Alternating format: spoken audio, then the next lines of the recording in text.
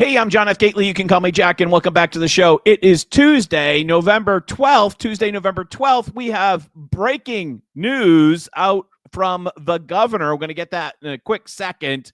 Our two top stories today are, number one, the bombshell draft commission report, basically from the Healey administration itself, that we're going to be looking at. If I have the numbers here correctly, always checking my notes, we're looking at a shortfall for the Healey Hotels of $455 million this fiscal year, and in next fiscal year, a shortfall of $682 million for that program in FY26. We're going to get into the details of that report, which are amazing, which just came out this morning. I read all 37 pages, so you don't have to.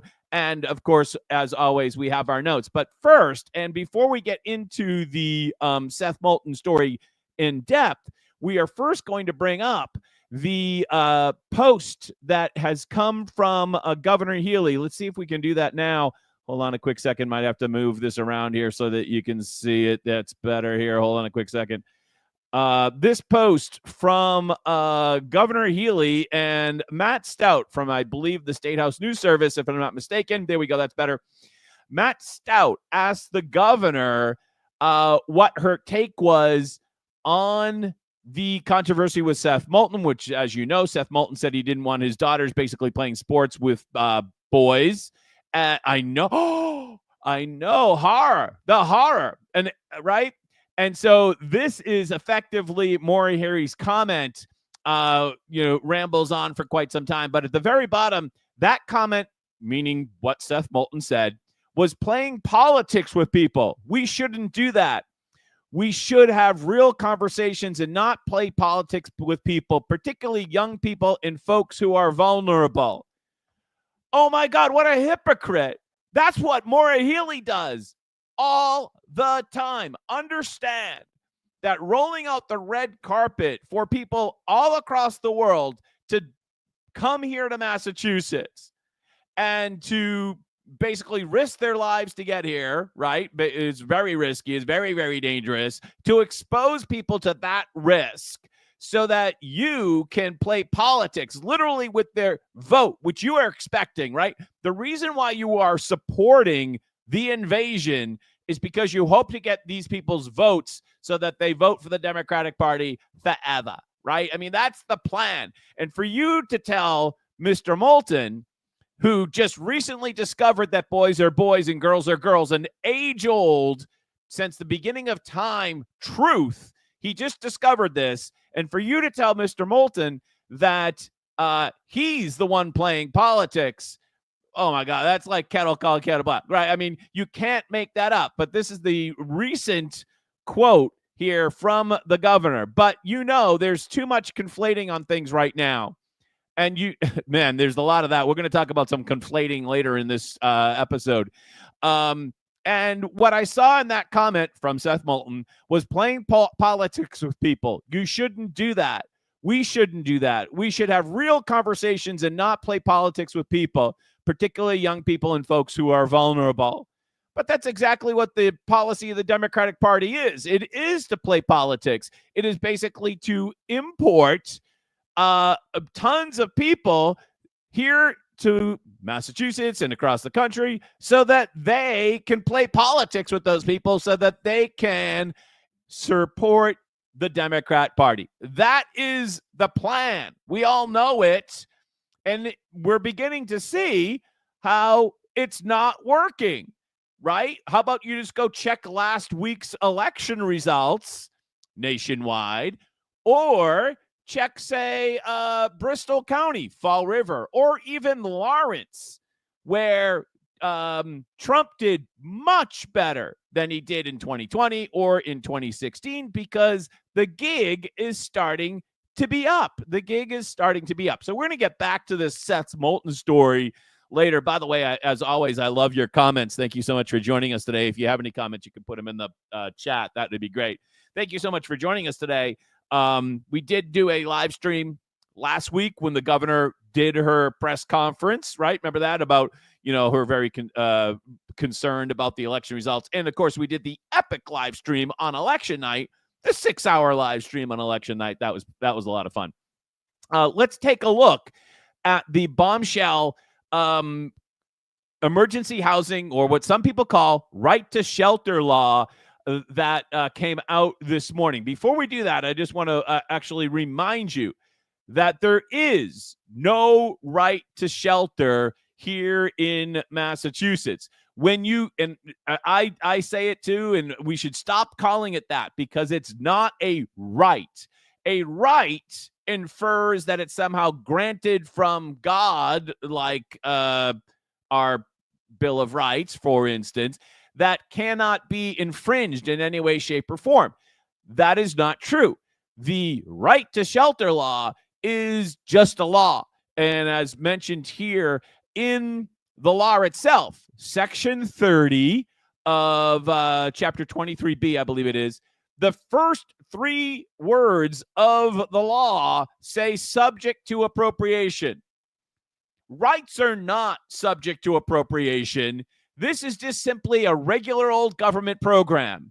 Just like stocking fish in a pond is a government program, plowing the streets is a government program. It's just a government program. It is not a right to have shelter in Massachusetts. It's not a right. So I know we all fall into the trap of using that language, the right to shelter law. It is not a right. There is no right to shelter in Massachusetts. The entire program is subject to appropriation.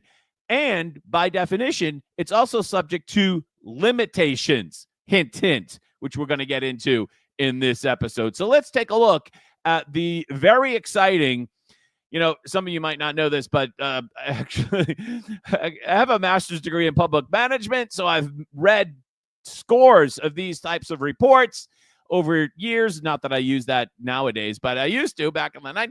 And I've read scores of these reports, and yeah, I'm so glad that I read it so that you didn't have to fall asleep. But we got the bullet points for you right here. Let's bring up the report so I can actually reference a couple of things. Right off the bat, let's going to go to page 3. Right off the bat, it says, if I'm not mistaken, that this report is to better understand the surge in emergency assistance. We needed a government report to better understand the surge. I think we understand the surge. We understand the surge. It is crystal clear why this is happening. We're the only state with this type of, I'm going to say it again, right to shelter law. Let's just call it the shelter law. Let's just call it the shelter. Get rid of the right part. Let's just call it the shelter. We're the only state with the shelter law. The only state with the shelter law. Oh, Jack, doesn't New York City have something? New York City has a consent decree. They're under a court order from a similar period, early 1980s. We are not under a court order. So Chapter 30, Section 30, Chapter 23B that I just quoted, that can be, there's no legal roadblock to the legislature amending that law. Let's keep that in mind. So I don't know why we needed a government report to better understand, because it's crystal clear to anybody that's watching. It is crystal clear to anybody that's watching that the law and all the benefits that go with it, all the goodies that go with it, all the freebies that go, though, that you've seen the thing, more generous. If you're a legal immigrant, Jack, they're all really legal. If you're an illegal immigrant, the Biden administration has temporarily made them legal. If you're an illegal immigrant, you get more benefits than a Massachusetts citizen. By the way, always notice how Governor Healey uses the word residents, because she's really supposed to be dedicated to protecting the citizens of the Commonwealth, but she's always out there saying that she's there to help the residents of the Commonwealth, people who reside here, but not everyone resides here is a citizen, right? So that's number one. Why do we need a report to better understand the surge. The problem is, and the fact that is never covered in this report, the problem is that this program is the problem. This program is the problem. Somehow they didn't mention that in the report. Let's go to page 5. Who is on this report? And it's always very interesting to find out. But basically, it's the entire Healey administration led by the lieutenant governor, a couple of state senators, a couple of providers, and from what I can only tell, basically only 2 Republicans, Representative Frost and Senator Ryan Fatman. Basically, this is a Healey administration report. So even in this Healey administration report, their result here is that the program is both operationally and financially unsustainable. The Healey administration themselves is saying that the emergency housing program, the right to shelter law, is both operationally and financially unsustainable. We're looking again at a budget shortfall this fiscal year of $455 million, and next year $682 million. We'll scroll down to page 7. So here in page 7 of the report, according to my program here, there's a glimmer of admission as to why we have this problem. There's hardly any self-awareness in this report at all. There's not one moment of self-awareness, but except for this one little sentence where it says in 1983, we created a one-of-a-kind family shelter system. Maybe it's the one-of-a-kind family shelter system. Maybe it's the program itself. That's the problem. Maybe it's the program itself that's a problem. Let's get into the caseload situation, which is on the next page. I've been waiting for a graph like this. By the way, great to have you here today. Been waiting to see a graph like this from some of my friends out there. And finally we get one. So it's quite clear that the program had a balance, somewhere running prior to the pandemic, we had less than 4,000 caseload. Now we're running just under 8,000. So basically, since the pandemic, 2019, we'll call it, we've doubled caseload in the program. We've doubled caseload in the program. Now, remember, caseload does not mean expense, because there's a huge variable, and that is time in the program. Time in the program. You might have this double the families, and you would think the price would double, but it might go up much more if the time in the program is higher, right? So this is some multivariate analysis going on here, right? I was very eager. I asked this question from a lot of my conservative friends, and they couldn't find out for me, or they weren't interested or whatever. But finally, in this report, we find out what we were spending on this program before it mushroomed. And what were we spending on this program before? I was very eager I asked many people. We were spending $155 million in FY2017. $155 million on this program in FY17. So that was 7 years ago, whatever. That's what we were spending then. Before the invasion of the Biden administration, we were spending $170 million before the Biden administration invasion. All right, let's. Why don't you, if you're watching at home, write that number down. You're gonna want to remember that number. Pages. Let's see. The next 10 pages of the report are all about how we basically did a bunch of stuff to manage a bunch of shit that they did to manage the failure because the policy is so fucked up. That's basically what the next 8 pages talk about. if I can just kind of summarize it for you, because finally on page 19, and just scrolling here, hold on a quick second, I want to bring this up for you. We'll put it back up on the screen for you in a second. Finally on page 19 of my version, we get to the fiscal overview. The fiscal overview, which is a complete shit show. I mean, this is like, you can't even believe what we're talking about here. The reason why we've been able to pay for this program over the last couple of years is something known as the Transitional Escrow Fund, or the TEF. The TEF. The TEF is a temporary source of funding created by the legislature to store one-time savings from FY21 and FY22. Basically, surpluses we ran up during the pandemic. For whatever reasons, we had surpluses. It's probably federal money, right? That's free. And since that time, we have used $676 million from the TEF for the emergency assistance shelter program.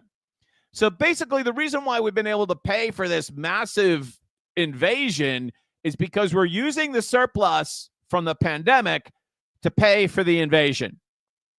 Got it? Okay.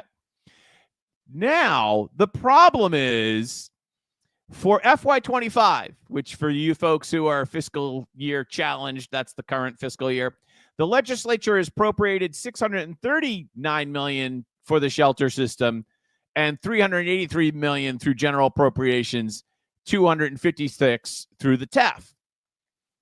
Given expected expenses projected at over $1 billion, this leaves a shortfall of $455 million for the year.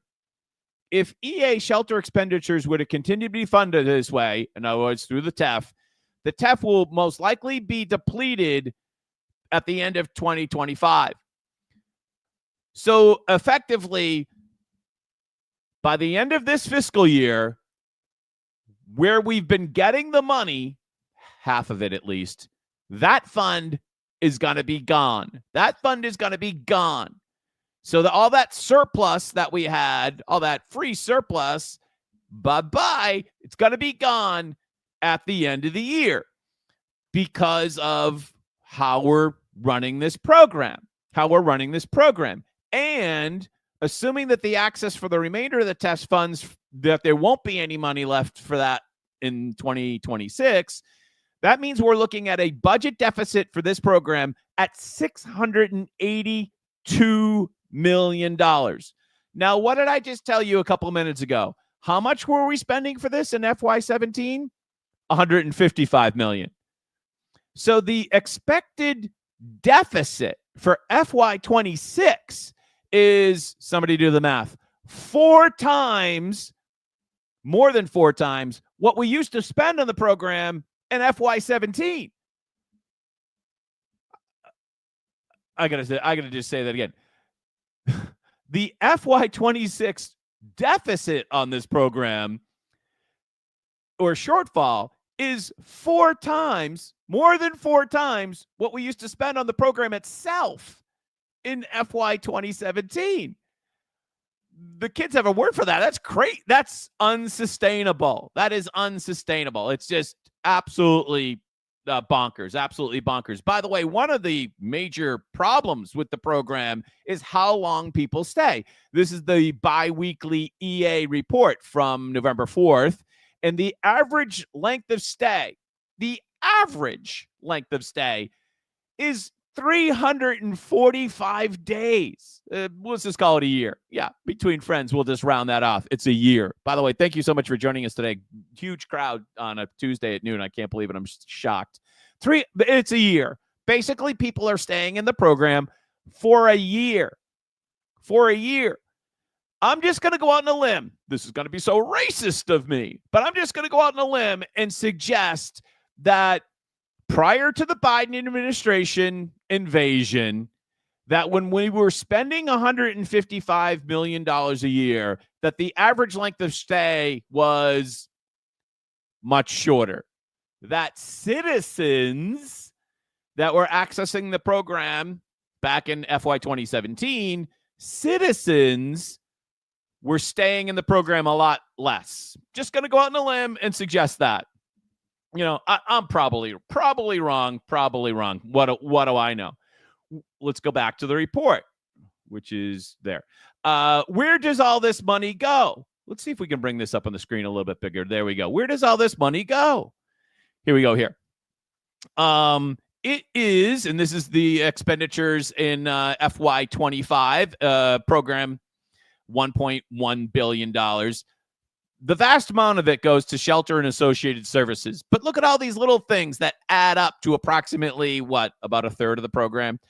Temporary respite centers, exits, other EA contracts, work authorization, immigrant health and community, school and municipal support. Oh, that's a big chunk, $48 million. CRS sites and family welcome centers, $43 million. There's only 2 of those, to best of my knowledge, one in Quincy and one in Alston, $43 million. Supplemental shelter staffing, $15 million.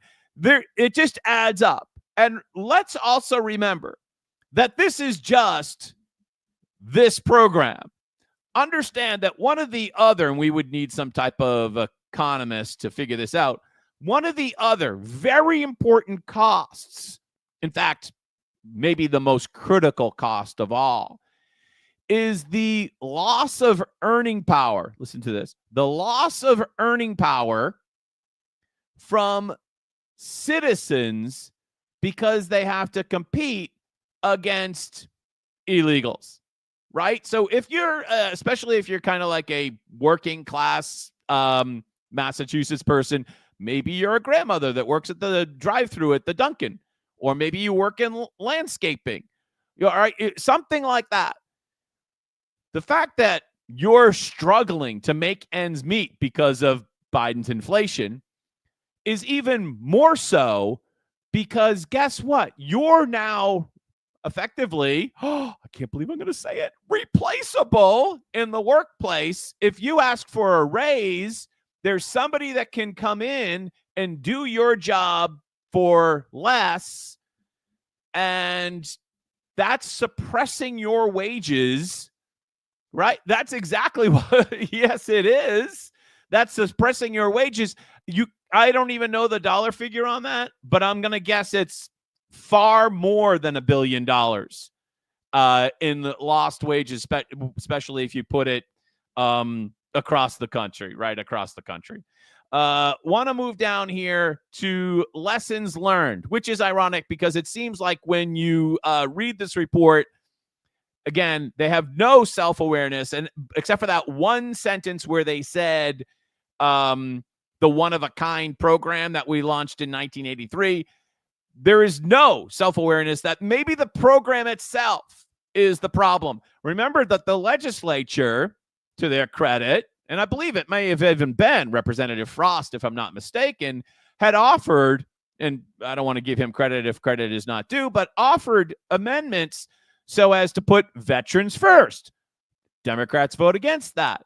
To put Massachusetts citizens first, or to require some type of citizen requirement for eligibility. No, it denied all of that. That's why I skipped basically pages 10 through 18, because it's just complete crap about how they're trying to fix the problem, where they're not trying to fix the problem, because if they were trying to fix the problem, they would amend the law to require actual, real citizenship. Understand that Maura Healey is playing politics with people by running this program.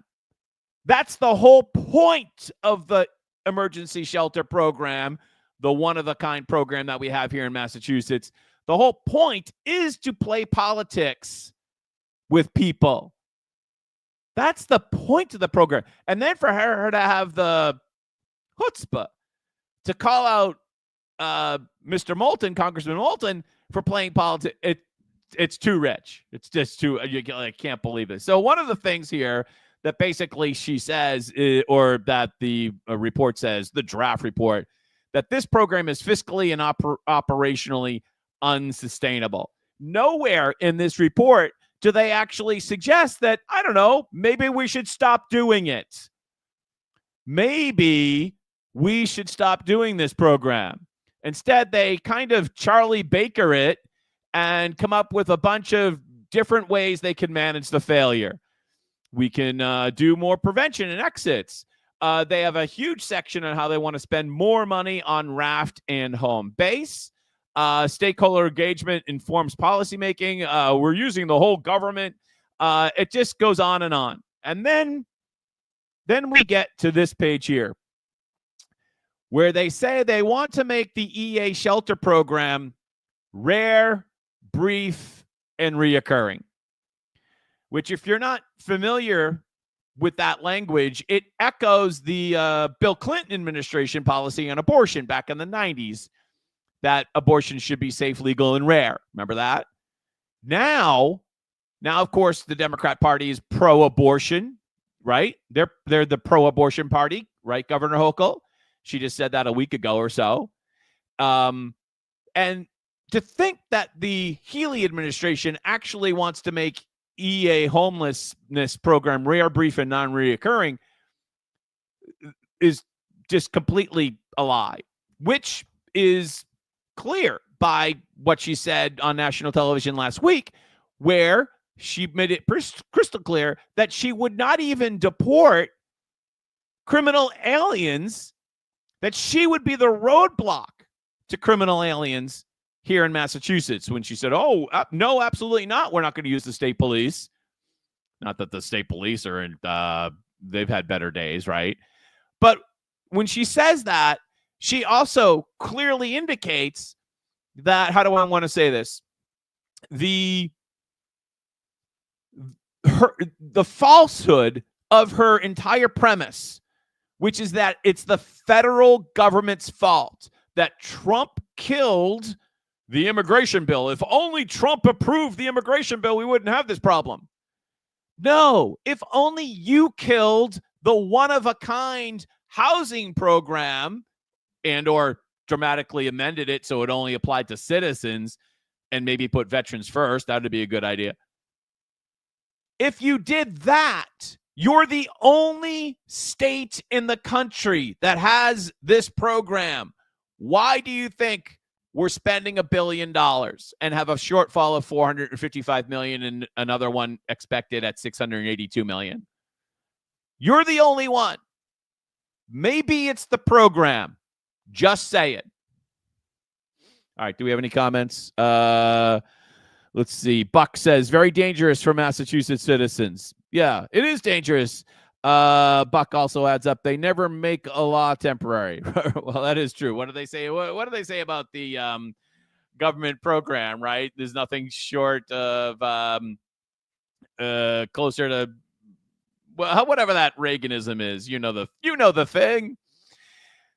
All of this is absolutely and completely unrelated story here. EOR Boston arrests Columbia citizen charged with sex crimes. By the way, this was not posted to the ERO Boston Twitter feed. This is actually their press release feed, which came out on November 1st.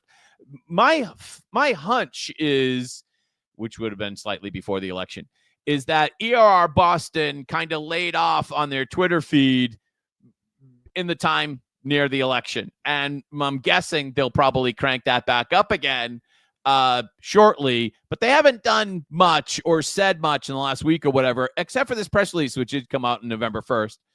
And this is obviously a completely unrelated story, but Sheriff Lou out in Worcester made a great point just before the election. Mass Sheriff slams state sanctuary policies that ignored ICE detainers. Let's just talk about this ICE detainer thing for a quick second. Understand that here in Massachusetts, there is no authority for the courts to cooperate with ICE detainers. How did that come about? Well, in a decision championed by Class Bueller, anyone? Championed by then Attorney General, fill in the blank, Maura Healey, in a decision called Lunn versus the Commonwealth. The court ruled And the decision, she said, is a victory for the rule of law and smart immigration and criminal justice policies. Wow, this is a press release you might want to take back. And a rejection of anti-immigrant policies. Oh, it almost sounds like she's playing politics with people. Almost sounds like she's playing politics with people. The Supreme Judicial Court ruled that Massachusetts law provides no authority for Massachusetts court officers to arrest and hold an individual solely on the basis of federal civil immigration detainer beyond the time that the individual would otherwise be released. And very importantly, they said it's not unconstitutional to do so. They're just saying there's no authority in the law. And they asked if the legislature wishes that to be an authority. So I don't know if your local state representative or senator would want to file a bill to strike down the Lund decision. And, so I'd be on the phone with them and say, hey, the reason why we have all of these criminals from ERO Boston being posted up here, the reason why Massachusetts has been becoming a haven for these people is because we have this law that they pretty much know that unless they get caught here, they're not going to be sent back. At least there's not going to be any cooperation. Right? So, are they scared of the Massachusetts judicial system? No, it's a joke to them. Right?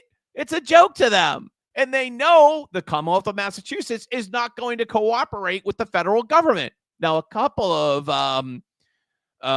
sheriff's departments do take the initiative, and I think Sheriff Lou would be in that category, where they do cooperate. But not many. Right? It's just basically it's a thought crime to cooperate. So, by the way, congratulations to Sheriff Lou for doing so. Hold on, I'm just going to X out some of these things here before we get to Seth Moulton, which we're getting to in a moment. So there looks like there's at least a couple of legislative changes that could occur if we actually had some real Republicans and or conservative Democrats. And those would be changing the Lund decision, which is completely in the court of the legislature. And two, changing the EA shelter program like we just spoke about. Will that happen? Highly unlikely. Instead, we're going to apparently continue on, with what is effectively our suicide pact, because which is to ruin Massachusetts and burden us with this tremendous fiscal responsibility, which is completely and absolutely self-imposed. Boston Moderate says hi.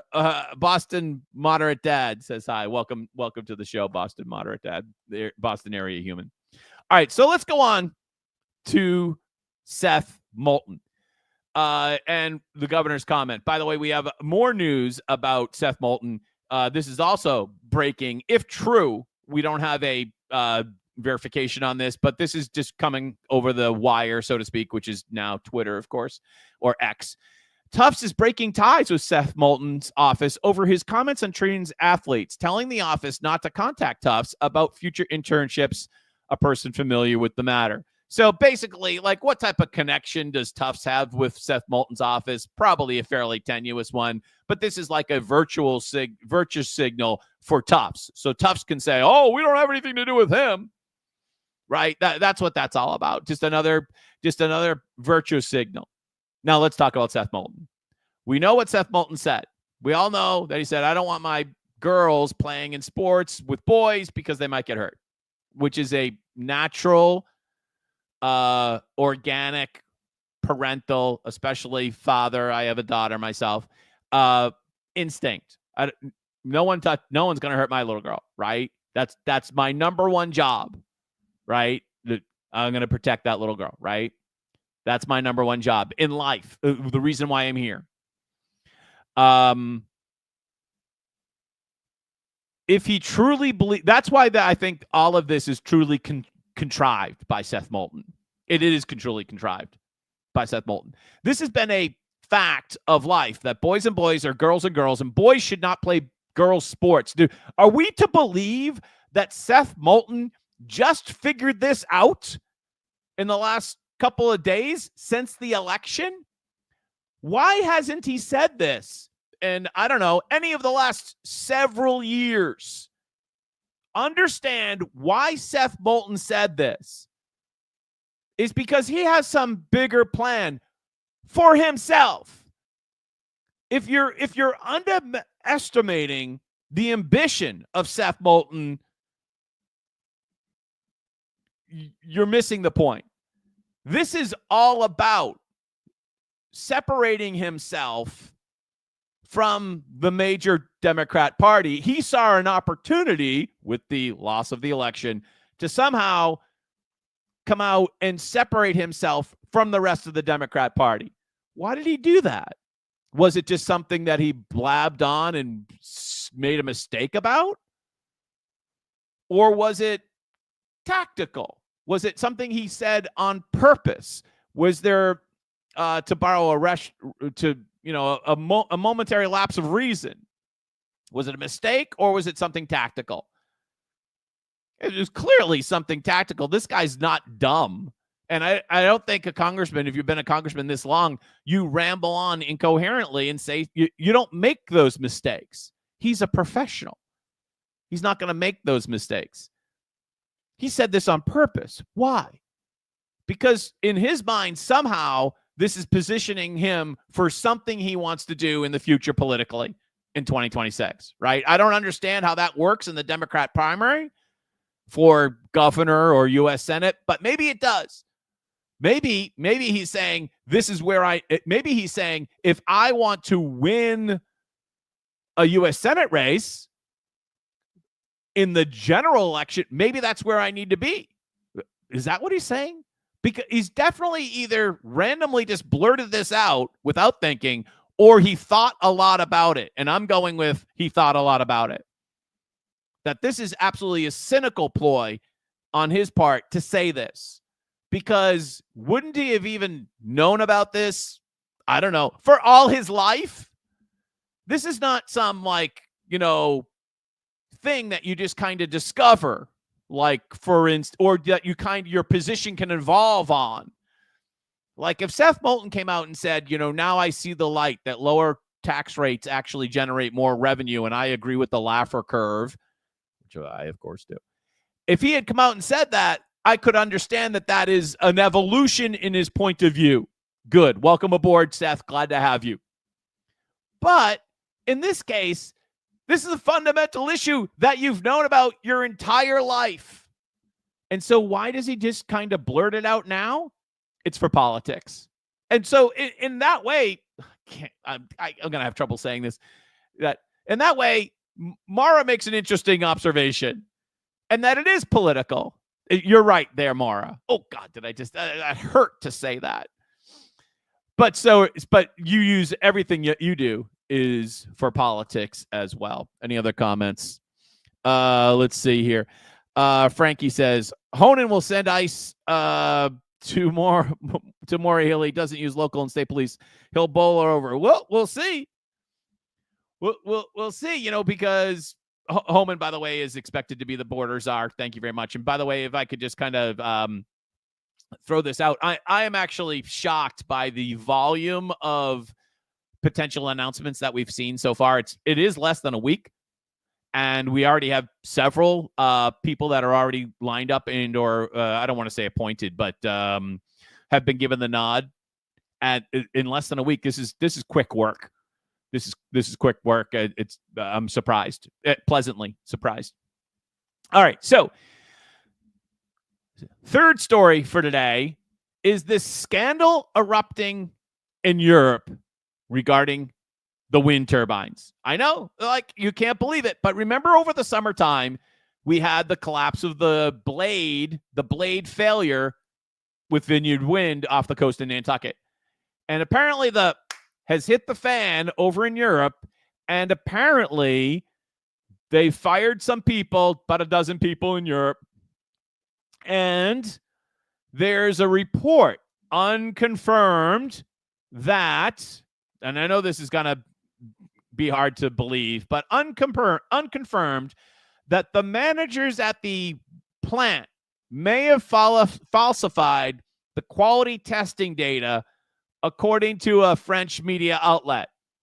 In other words, the blade that failed because of a factory flaw, and there's a report, yet to be confirmed, that maybe the people at the factory were falsifying the quality testing data. Would this be the biggest scandal in offshore wind?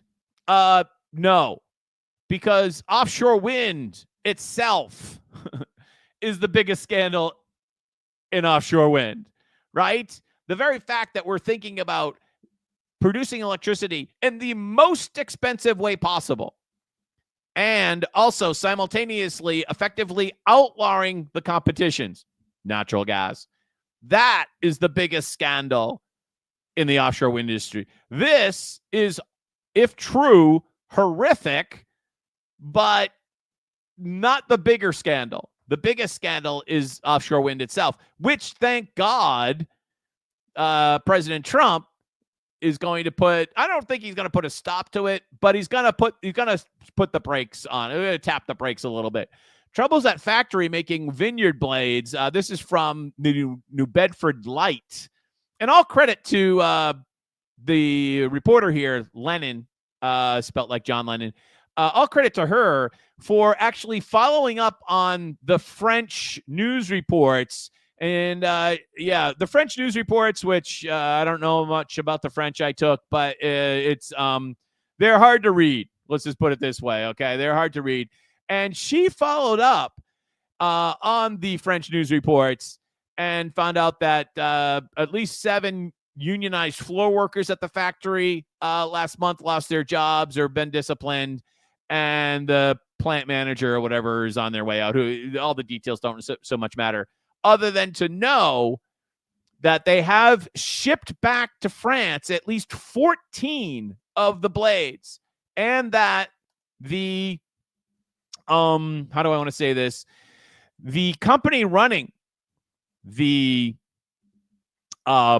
vineyard wind situation has yet to admit how many blades there's actually a problem with. They won't tell you how many blades that they have a problem with, but according to the New Bedford Light has tracked at least 14 that have been shipped back, including a couple over the weekend that have been shipped back to France, of which I think there's like, maybe for the whole project, there's 180 something blades, if I'm not mistaken, but at least 14 of those go back.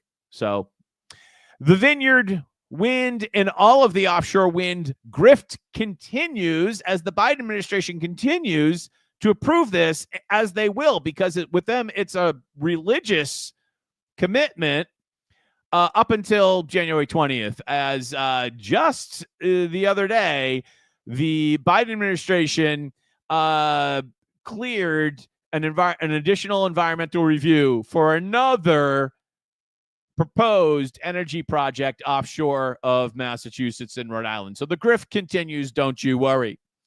All right, so we've babbled on for a really long time. I'm John F. Gately. You can call me Jack. Have a great day. We'll keep you posted. Bye-bye.